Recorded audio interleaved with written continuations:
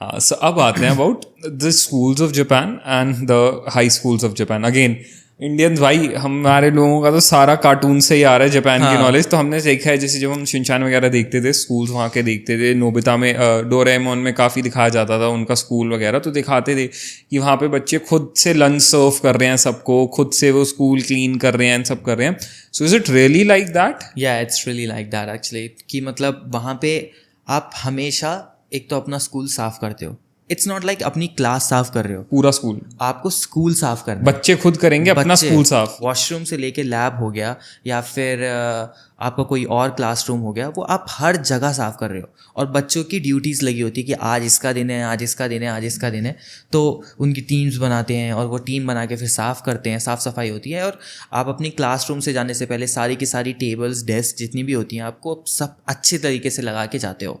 इतना ज़्यादा उनको रिस्पॉन्सिबल बनाया जाता है कि बचपन से अगर आप साफ़ खुद कर रहे हो कोई चीज़ जगह, अगर आप कोई अपनी क्लासरूम रोज़ साफ़ करोगे, आपको पता है अगर आप इसको गंदा करोगे एंड में आपको ही साफ़ करना है, तो आप खुद ही गंदा नहीं करोगे. ये होता है कि अब मेरे को भी ऐसा ही पता है कि अगर मैं अकेला रह रहा हूँ, अगर मैं जितने ज़्यादा बर्तन यूज़ करूँगा एंड में धोना ही मेरे को है, तो मैं ट्राई करता हूँ जितने कम बर्तन यूज़ हो सके उतने ही कम यूज़ करूँ. तो सेम ऐसे ही वहाँ पे दिमाग चलाते हैं बच्चे कि मतलब हम गंदा ही नहीं करेंगे तो साफ़ करने में दिक्कत ही नहीं होगी. हाँ. और जब वो ग्रेजुएट हो जाते हैं स्कूल से, फिर वही चीज़ कंट्री के ऊपर आ जाती है कि वो गंदा कंट्री को करते ही नहीं है, ताकि उनको ऐसा होता है कि साफ हमें ही करना पड़ेगा. आई गेस ये बचपन से ही जो अपब्रिंगिंग उनको दी जाती है, जो लर्निंग मिलती है, वो बहुत हेल्प करती है एक आगे ऐसा अडल्ट डेवलप करने में जो कहीं पे भी लिटर करे ही ना. यस, ये चीज़ बहुत ज़्यादा मेरे को लगता है इम्पैक्ट करती है उनकी थिंकिंग में, कि मतलब कि हमें खुद से ही अपनी तरफ से इनिशिएटिव लेना है कि हमें अपनी कंट्री को गंदा नहीं करना है. तो ये चीज़ बहुत ज़्यादा इंपॉर्टेंट है. और बाकी वहाँ के हाई स्कूल की लाइफ कैसी है? लाइक मतलब आपके अकॉर्डिंग कैसे है वहाँ के स्कूल्स और ऑल? स्कूल की लाइफ तो वैसे बहुत ज़्यादा, जैसे मैंने भी एनीमे में शुरुआत में देखा था कि भाई बहुत ज़्यादा फन होता है, रोमांस होता है, वहाँ पे इतने ज़्यादा क्यूट टाइप की ड्रेसेस होती हैं एंड ऑल. मैंने देखा था, बट जब मैं अपने रियल जापानीज़ फ्रेंड से मिला और जब मैंने उनसे पता करा, तो दे टोल्ड मी कि मतलब पढ़ाई बहुत ज़्यादा स्ट्रिक्ट है वहाँ पे. अच्छा. मतलब स्कूल तो है ही कि मतलब स्कूल में तो पढ़ाई है ही, फिर उसके बाद उनके इंस्टीट्यूशंस बहुत ज़्यादा लंबे आवर्स के होते हैं. तो मतलब ऑलमोस्ट उनका पूरा पूरा दिन, वो समटाइम्स अगर आप हाई स्कूल स्टूडेंट हो तो वो पूरा पूरा दिन सिर्फ पढ़ाई में निकाल देते हैं.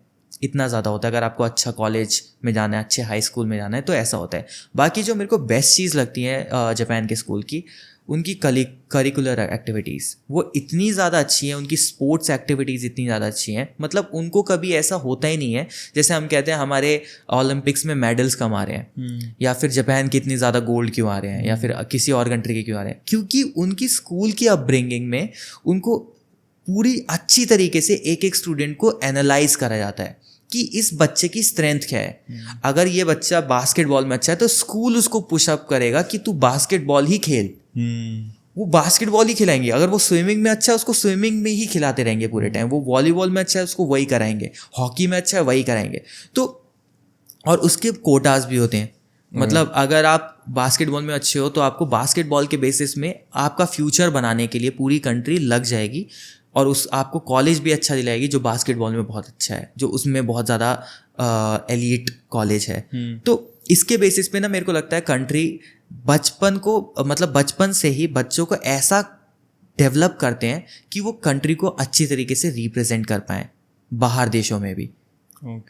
तो अगर आप मान लो, अब मेरे को बचपन से मन था कि भाई मेरे को वॉलीबॉल खेलना है, बट मेरे स्कूल में ऐसा था कि भाई नहीं, पढ़ाई पढ़ाई पढ़ाई. हाँ. जो स्पोर्ट्स पीरियड्स में भी हमारे मैथ्स वाले टीचर आ जाते थे कि नहीं ये पीरियड हम ले रहे हैं. हाँ, ये पीरियड हम ले रहे हैं, तुम्हें स्पोर्ट्स छोड़ो, पढ़ाई करो. तो ये चीज़ ऐसे कभी भी बाहर कंट्रीज़ में या फिर जापान में स्पेशली नेगलेक्ट नहीं करी जाती है. स्पोर्ट्स को कोई ऐसे नहीं देखा जाता कि इससे फ्यूचर नहीं बनेगा. And which is true actually, कि मतलब इंडिया में cricket is way more popular than any sport. तो मुझे लगता है कहीं हद पे कि हमें बाकी स्पोर्ट्स को भी बहुत ज़्यादा रिकॉग्नाइज करना चाहिए, ताकि लोग उसको बनने के लिए, उस स्पोर्ट्स प्लेयर बनने के लिए बहुत मेहनत भी करें. एंड सही उनको रिसोर्सेज मिलेंगे एंड सही पुश मिलेगा, तभी they will be able to do and excel. वही मतलब स्कूल्स में ही अगर आपको बाहर से सीखना पड़ रहा है तो बहुत प्रॉब्लम्स हो जाती हैं। अगर आपको कोई क्रिकेटर बनना है, अगर आपको कोई लाइक सॉकर प्लेयर बनना है, तो आपको बाहर कोचिंग लेनी पड़ती है इंडिया में। जापान में ऐसा नहीं होता है, वो सब कुछ स्कूल ही करा रहा है आपका। तो आपको ऐसा नहीं होता है कि पेरेंट्स पे भी दबाव नहीं बनता है, पेरेंट्स पे कोई ऐसा नहीं होता है कि हमारा अलग से पैसा लगेगा, स्कूल बच्चे पे भी नहीं होता है कि स्कूल पहले ख़त्म करूँ फिर वहाँ से अलग से कोई चीज़ सीखने जाऊँ, सब कुछ स्कूल में हो जाता है। तो that is very great thing, मेरे को तो ऐसा लगता है। पढ़ाई के साथ साथ वो स्पोर्ट्स में भी बहुत ज़्यादा आगे है, मेरे को ऐसा लगता है। और दूसरी चीज़ ऐसा होता है कि जापान में आप जो आप कह रहे थे खाना बनाने वाला, तो मतलब खाना तो एक्चुअली बनता वहाँ पे हर चीज़ न्यूट्रिशन को देख के, बैलेंस डाइट को देख के बनती है, बट खाना को जो सर्व करना होता है वो बच्चे करते हैं। तो उनकी उस चीज़ की भी ड्यूटी लगती है स्कूल में कि मतलब ये, ताकि उनको रिस्पॉन्सिबिलिटीज आए चीज़ों की, कि मतलब अच्छा खाने को सर्व ऐसा करना होता है, और मतलब हाउ द थिंग्स वर्क। तो उस सारी चीज़ की रिस्पॉन्सिबिलिटीज बनती है। क्लास मॉनिटर्स हर चीज़ के बने होते हैं कि मतलब तुम्हें क्या क्या चीज़ों को कैसे कैसे हैंडल करना है। और एक और बेस्ट चीज़ होती है कि मतलब आप जैसे ही मिडिल स्कूल में आते हो तो आप पार्ट टाइम जॉब कर सकते हो। और जापान का पार्ट टाइम जॉब का एक बच्चा, लाइक अगर आप हाई स्कूल में हो, वहाँ का बच्चा जो पार्ट टाइम जॉब करके पैसा कमा सकता है, वो यहाँ का इंडिया में एक बहुत अच्छा पढ़ा लिखा आईटी इंजीनियर भी नहीं कमा पा रहा है। आप पार्ट टाइम जॉब करके हाई स्कूल का बच्चा like more than lakh per month कमा सकता है। और वो अपने पैसों से बच्चे रिस्पॉन्सिबल हो जाते हैं कि उनको पता होता है कि कमाना है तो पॉकेट मनी घर वालों से नहीं लेनी है, हमें खुद ही काम कर लेना है। तो वहाँ पे लोग मैकडोनल्ड्स में काम करके, कन्वीनियंस स्टोर पे काम करके, या फिर किसी और एरिया में काम करके वो अपना खुद से आईफोन ले रहे हैं। वो अपना कुछ अगर उनको ख़रीदना है वो ख़रीद सकते हैं, अपनी ट्रिप्स कर सकते हैं, अपना ट्रैवल कर सकते हैं। वो मेरे को बहुत ज़्यादा बेस्ट लगता है कि वहाँ पे स्टूडेंट्स को पता है कि हाउ सोसाइटी वर्क्स।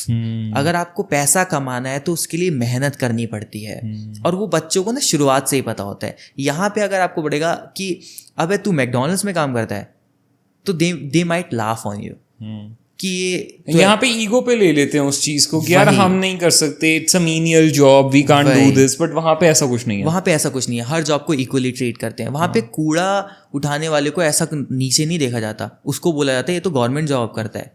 वाओ। तो मतलब हर चीज़ को ना एक काम कोई छोटा बड़ा नहीं है जापान में। हाँ, हमारे यहाँ पे क्या है, थोड़ा स्टेटस से लिंक कर लेते हैं उस चीज की। ओके, अगर ये टास्क कर रहा है तो ये छोटा काम है, या ये कर रहा है तो ये वाओ, ये बहुत अच्छा है। इवन आप सोचोगे, मेरा जो सीईओ था पहले वाली कंपनी का, वो साइकिल से ऑफिस आता था, सीईओ। ओके, इसीलिए जापान इतना हेल्दी है। हाँ, वहाँ पे क्या होता है कि मतलब कभी भी ना, साइकिल तो वहाँ पे normal mode of transport cycle ही है। तो मतलब आप कहीं भी कम्यूट कर रहे हो, अगर जापान में आपको कहीं भी जाना है, अगर आप कोई स्पोर्ट क्लब जा रहे हो, कुछ सामान खरीदने जाना है, शॉपिंग के लिए जाना है, तो cycle is the best thing to have Japan में। No one have bikes, no one have cars, सब साइकिल पे ट्रैवल कर रहे हैं, तभी वो पॉल्यूशन नहीं होता है, सब फिट रहते हैं। और वहाँ पे कोई भी ऐसा नहीं होता कि मतलब स्टेटस नहीं है किसी यहाँ पे अगर कोई ऐसे साइकिल पे आ जाए तो उसको ऐसे देखेंगे कि अबे यार ये तो साइकिल पे आ रहा है, ये तो गरीब होगा। वहाँ पे ऐसा नहीं होता है, वहाँ पे सब साइकिल चला रहे हैं। और सबके पास एकदम लाइक इलेक्ट्रिक साइकिल होती है। लाइक वो एक मामाचारी बोलते हैं, अगर आप सर्च करोगे तो वो आएगा। एक आगे कैरियर होता है, एक पीछे कैरियर होता है, और दो बच्चे बैठा के एक लेडी पूरे जापान में घूमती है।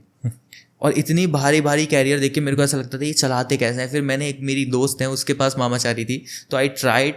वो एक पेडल मारते ही इतना ज़्यादा तेज़ चलती है, और फिर आपको लाइक रेस वगैरह भी होता है उसमें, तो वो लाइक इलेक्ट्रिक होती है। हर चीज़ को उन्होंने ऐसी तरीके से बना रखा है कि मतलब लोग फिट भी रहें, उनको कोई इनकन्वीनियंस फील भी ना हो, और अच्छे से कम्यूट भी कर पाएँ। तो वो सारी चीज़ ना हाई स्कूल से लेके ग्रेजुएशन से लेके सब साइकिल पे अगर स्कूल आते हैं, तो आपको कभी फील ही नहीं होगा कि मैं छोटा हूँ या फिर बड़ा हूँ या अमीर हूँ गरीब हूँ। ये सारा चीज़ मेरे को बहुत ज़्यादा अच्छा लगता है। और उसी की वजह से मेरे को लगता है कि जापान अभी का जो जापान पूरी वर्ल्ड में फेमस है कि उनके डिसिप्लिन के लिए, उनके कल्चर के लिए, वो सब वो अपने बचपन से ही बच्चों में फीड करते रहते हैं, ऐसा लगता है। दैट्स क्रेजी यार, मतलब क्योंकि आई गेस ये साइकिल वाली चीज़ बहुत अच्छी है, क्योंकि हमारे यहाँ पे क्या होता है ना कि लोग बहुत जल्दी इन चीज़ों को अपने उस पे ले लेते हैं कि Ego नहीं यार, पे। ईगो पे, कि मैं तो ऐसा हूँ, मैं साइकिल पे नहीं जा सकता, मेरे को गाड़ी में जाना है, मेरे को महंगी गाड़ी में जाना है, अगर मैं इससे महंगी गाड़ी खरीद के जाऊँगा तो मेरा ज़्यादा एक स्टेटस बड़ा दिखेगा। That's तो true. यहाँ पे आई गेस ना वो show off is a very big thing here, कि I Yeah. Need to show off what all do I possess. But यहाँ पे ये चीज़ बहुत सही दिख है कि यार आप साइकिल पे भी जा रहे हो, it's good for health and pollution नहीं हो रहा, ट्रैफिक जैम्स कम लग रहे हैं, so that's a great thing I guess. मतलब जापान में if you want to have a car तो आपको उसके लिए पार्किंग भी होनी चाहिए। Okay. वो चेक करेंगे कि तुम कहाँ लगाओगे गाड़ी। इंडिया में तो सबसे बड़ा कलेश ही पार्किंग है, यहाँ तो सर खोल देते हैं लोग और वहाँ हाथापाई। पे पार्किंग के इतना महंगा चार्ज होता है ना जापान में, मतलब आप कार लेने का फिर सोचोगे ही नहीं कि आपको अगर कहीं पे पार्क करनी है तो 2 घंटे के लिए आप 5,000 अगर दोगे तो आप कहोगे कि यार एक कार क्यों लूँगा, मैं इससे बढ़िया तो मैं कैब से आ जाऊँ, साइकिल से आ जाऊँ। तो वही चीज़ है कि मतलब ये चीज़ इस वजह से मतलब मेरे को लगता है नॉर्मली लोग वहाँ पे कार लेना प्रेफर नहीं करते। Okay, so even to own a car in Japan you should have a pre owned parking space first. ऐसा कुछ कुछ एरिया में सिलेक्टेड है, जैसे टोक्यो में ऐसा होता है कि मतलब आप पार्किंग एरिया ले सकते हो तो उसके लिए भी पर आपको अलग से पे करना पड़ता है। बट आपको कहीं भी जापान में ऐसा मिलेगा कि कहीं क्या कहते हैं, आपने कहीं पे ऐसी जगह पे पार्क कर रखी है गाड़ी जहाँ पे स्ट्रीट है नॉर्मल, नो पार्क जोन है, नो पार्क जोन है, ऐसा कभी भी नहीं मिलेगा आपको। और जो हमारे यहाँ पे जिसको पार्किंग बोलते हैं कि मतलब बिल्डिंग के नीचे गाड़ियाँ लगा रखी हैं, ये सब पार्किंग जापान में मानी नहीं जाती हैं। कि बिल्डिंग के नीचे पार्किंग नहीं, आपको अपने घर के अंदर डालने वाली पार्किंग को पार्किंग बोला जाता है, गराज में। या फिर आपको ऐसे एक पार्किंग स्पेस होता है जहाँ पे वो ऑटोमेटिक पार्किंग होती है, क्या कहते हैं उसको, मतलब बहुत लेवल्स की पार्किंग होती है, 20 बिल्डिंग्स मल्टी लेवल पार्किंग होती है, तो वहाँ पे आपको पार्क करना होता है, उसका आपको मंथली पे करना होता है। तो ऐसे एरियाज में ही आप पे पार्क कर सकते हो या फिर अपने घर में पार्क कर सकते हो, आप सड़क पे पार्क कहीं नहीं कर सकते जापान में। So मतलब Japan is crazy, Japan is a beautiful, Japan is crazy, Japan is progressing and amazing.